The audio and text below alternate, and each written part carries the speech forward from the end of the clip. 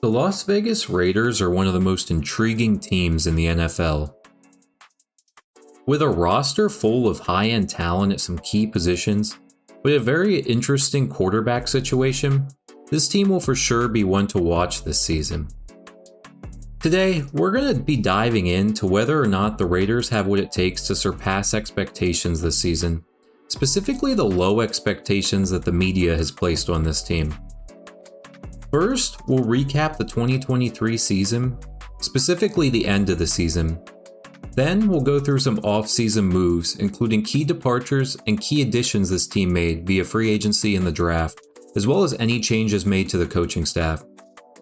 Next, we'll take a look at the roster, specifically strengths and weaknesses of this team. Finally, we'll take a look at the schedule and give some predictions and expectations for this team, including a floor and a ceiling. In order to understand the frustration building in the Raiders locker room, you need to go back to the 2022 season.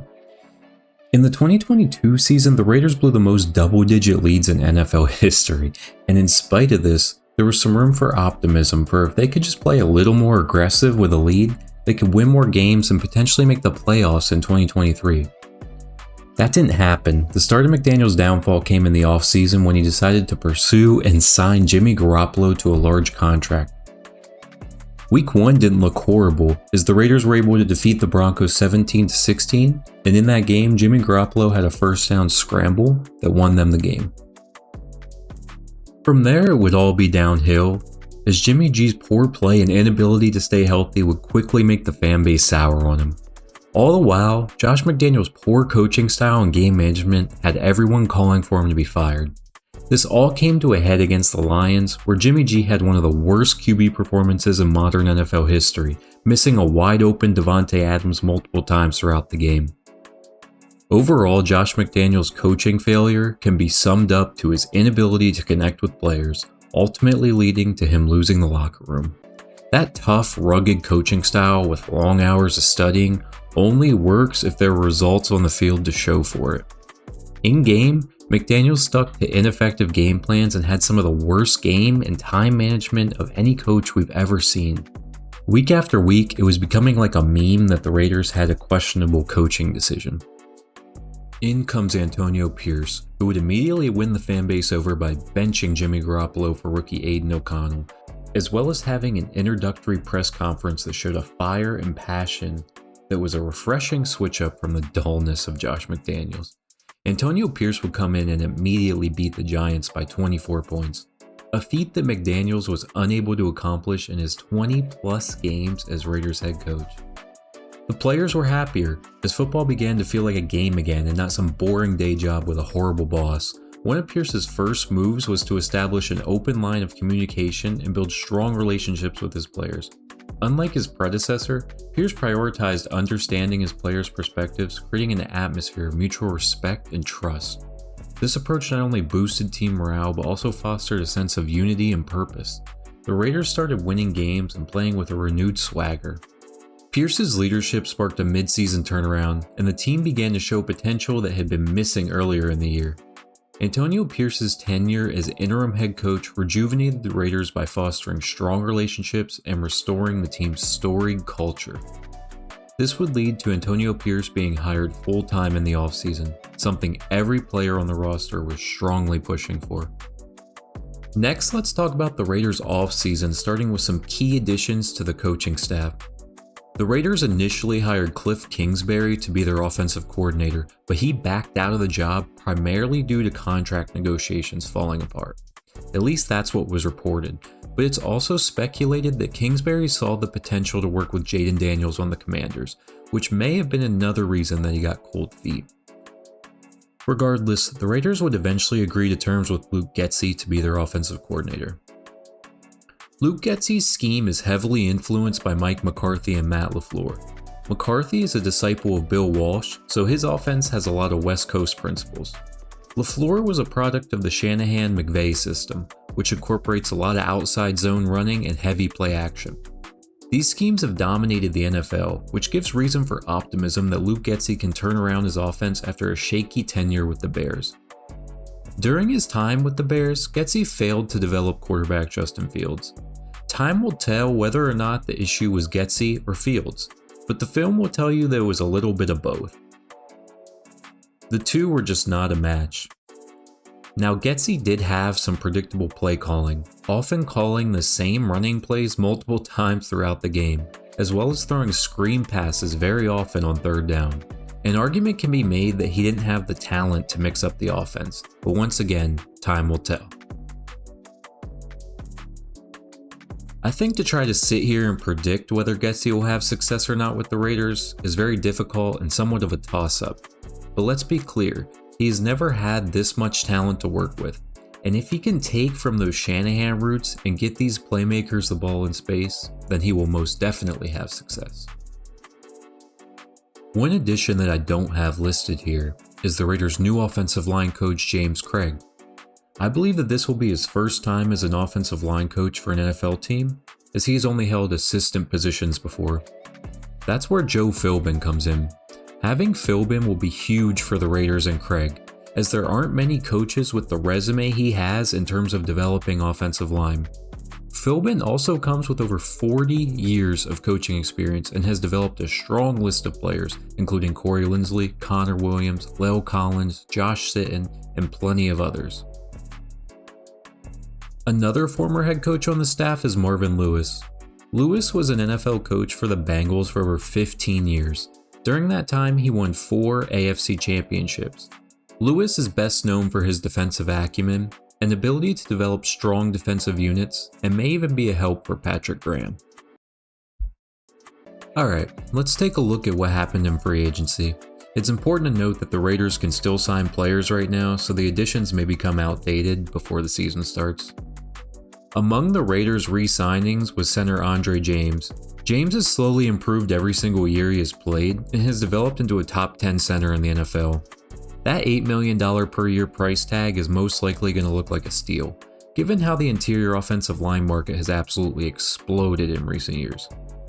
James' improvement each and every year is something that you always want to see from your young players. Letting him go would have been a huge mistake in my opinion. The Raiders also brought back 2 key contributors to the defensive line, that being Adam Butler and John Jenkins. Butler quietly had one of the best seasons of his career, notching 5 sacks and providing a decent amount of pressure from the interior, while John Jenkins continued to be a stout run defender even at his age, and who can forget the fumble recovery he had against the Chargers for a touchdown. Isaiah Palomau was also a good player to bring back, as he has developed into a really nice do-it-all third safety with the potential to continue developing into a starter. The big ticket addition to the Raiders free agent class was Christian Wilkins. I'm pretty sure this signing had Raiders fans crying tears of joy, as the Raiders have needed an interior presence to help Maxx Crosby for years. Wilkins isn't the type of player who typically hits free agency. He's only 28 years old and is coming off the best season of his career. The Dolphins' salary cap situation made it so they couldn't re-sign him, which the Raiders came in and took advantage of. Wilkins is one of the best run defenders in the league, absolutely dominating whoever the opposing team puts in front of him. He is also an above-average pass rusher, but not elite in that aspect of his game. The Raiders also brought in Gardner Minshew to give Aidan O'Connell competition for the starting quarterback job. Minshew has shown the ability to win games as a starter, only being a dropped pass away from leading the Colts to the playoffs last season. While not an elite talent by any means, Minshew is a tough QB who will stand tall and take risks with the football, for better or for worse. He also offers some playmaking ability. While not a big runner, he will often scramble in order to throw the football down the field. Overall, this signing makes sense to add to a weak quarterback room. Madison, Bryant, and Whitehair will all most likely serve in depth roles. Bryant and Whitehair can be good spot starters if injuries do occur. The Raiders are losing 4 starters in Josh Jacobs, Bilal Nichols, Jermaine Illuminor, and Amik Robertson. Jacobs is the biggest loss of the 4, as he has been the Raiders' starting running back since being drafted in 2019. Jacobs has had some elite years as a runner, but playing through injuries has begun to take its toll on his body, as evident by his play in recent years. Jacobs did improve under Antonio Pierce, but was unable to finish the season due to injuries. In the end, the two sides had grown apart and were too far apart in terms of money. Amik Robertson is a scrappy corner who played well for the Raiders when asked to start. Given the $4.5 million price tag, I would have liked to see the Raiders bring him back. Robertson has that underdog mentality that the Raiders are trying to build a culture around, so not bringing him back is head-scratching, especially because they didn't sign anyone worthy of replacing him. I think he's going to be a great fit for the Lions. Wilkins is clearly an upgrade over Bilal Nichols, and Thayer Munford should be able to fill Jermaine Illuminor's shoes. Jumping right into the 2024 draft class, with the top 6 quarterbacks off the board, the Raiders went with the best player available approach by selecting Georgia tight end Brock Bowers with their first round pick. Despite the low rookie numbers tight ends usually put up, Bowers is a versatile offensive weapon and should be an impact player thanks to what he can do with the ball in his hands. Bowers' incredible hands, contact balance, and run after catch ability make him one of the best tight end prospects I can think of in recent years. According to Pro Football Focus, Jackson Powers Johnson allowed just 1 quarterback pressure on 481 pass blocking snaps in 2023. Powers Johnson was the number 1 rated center in the draft and should have no issues sliding into left guard where the Raiders have been using him in training camp. His nasty mentality and play style fits exactly what the Raiders are trying to do, making him an incredible value as a second round pick. Delmar Glaze is a player that was all over boards. I saw a range of a 3rd to a 7th round grade on him, which makes sense given that none of us can predict how the draft can go. Glaze has decent hands and reaction time, but lacks some of the athletic ability you would like to see from NFL tackles. He has the versatility to play guard, which is something that teams look for when picking offensive linemen that'll make a roster. Overall, this is a decent pick. Tackles were flying off the board, so the Raiders had to get one right here. Camryn Richardson is another player that fits the mentality that the Raiders are trying to build. He's a very solid run defending corner with elite athletic traits. According to Pro Football Focus, he only missed 4% of his tackle attempts in his final season of college. While still somewhat raw in pass coverage, early reports at the Raiders training camp say that Richardson is running with the first team. Tommy Eichenberg can be a long-term Robert Spillane replacement if the Raiders can develop him properly. He's a prototypical early down run defender who needs to develop his coverage skills. Dylan Laub is a fun player who I can see immediately being the Raiders' 3rd down back. He's the best pass-catching back on the roster even as a rookie. Although not playing the best competition at New Hampshire, he absolutely dominated, which is what you want to see from a small school player. Trey Taylor and MJ Devonshire were 2 good late-round flyers. Taylor is a good run defender and actually won the Jim Thorpe Award last year, claiming the spot as the best defensive back in the nation, which is impressive for a late-round pick. Overall, you have to give this draft an A due to the culture fits and the overall talents that the Raiders were able to acquire. I thought it would be a cool idea to talk about the strengths and weaknesses of the roster, as well as give a position group that I think is overrated and one I think is underrated. The strength of this team is clearly the defensive line.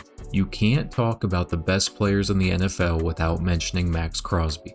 Maxx Crosby possesses a relentless work ethic, elite pass rushing, elite run defending, and is one of the leaders on this team. While you could argue that there's 2 or 3 better pass rushers, no defensive end is better at defending the run than Maxx. In my opinion, that makes him the best defensive end in the league. I talked about Christian Wilkins during the free agency portion of this, so I won't repeat myself here, but obviously a very good player. We haven't, however, talked about Malcolm Koonce. Koonce is an emerging talent that produced 8 sacks last season.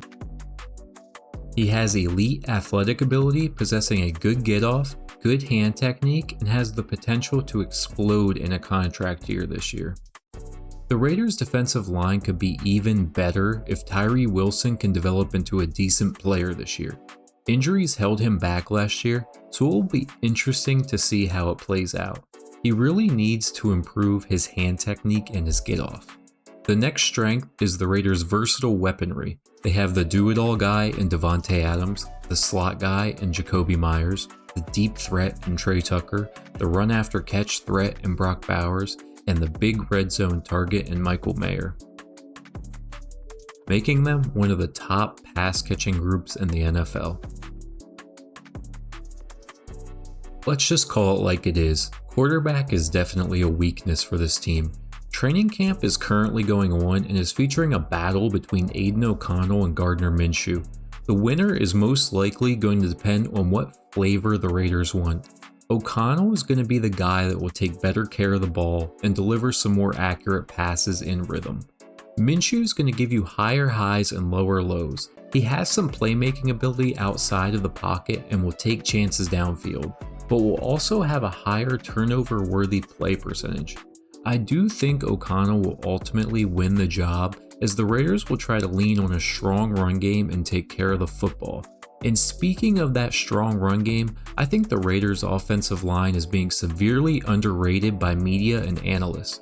From left to right, this starting unit is Colton Miller, Jackson Powers-Johnson, Andre James, Dylan Parham, and Thayer Munford. That is an incredible group.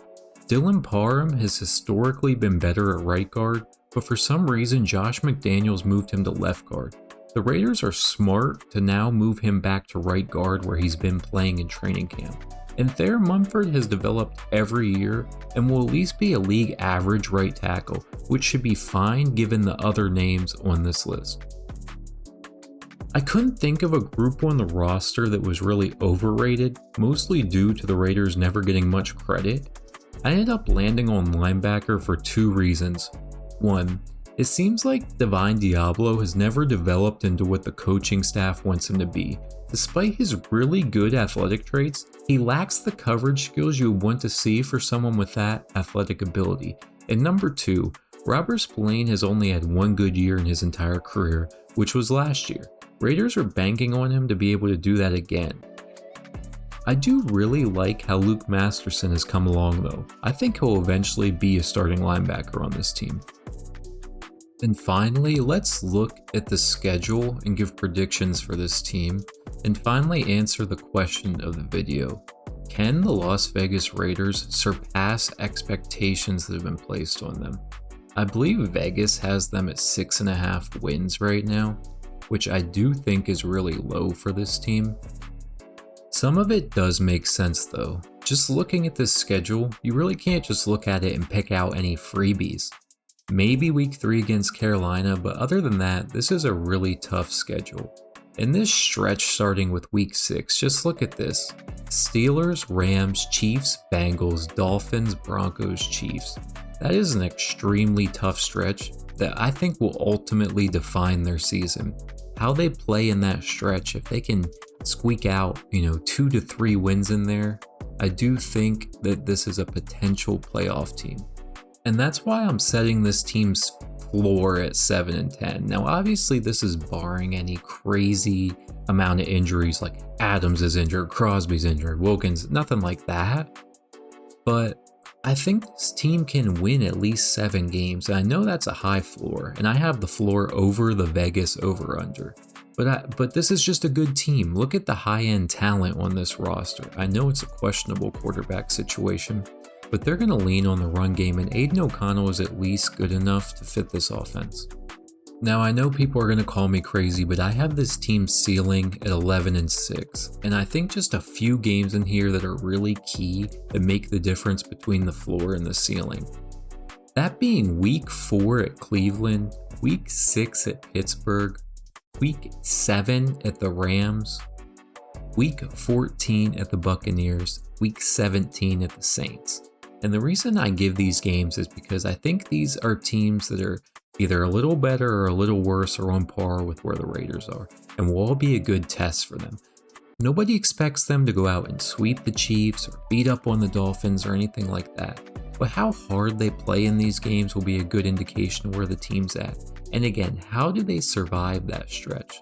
So once again, I'm setting the floor at 7-10. This team is too good to go something like 4-13 or anything like that. Too much high-end talent on the roster. And I'm setting the ceiling, if this team plays well, if Aidan O'Connell develops really nicely, at 11-6. And with that being said, my prediction for this team is ultimately 10-7. So to answer the question, can this team surpass expectations? It's a resounding yes. Thank you guys for watching the video. Please give it a like, it'll help my channel out a lot. This is my first YouTube video I've ever made. So yeah, if you guys could just like the video, if you like the content, if you like the NFL or the Raiders, consider subscribing. Until next time.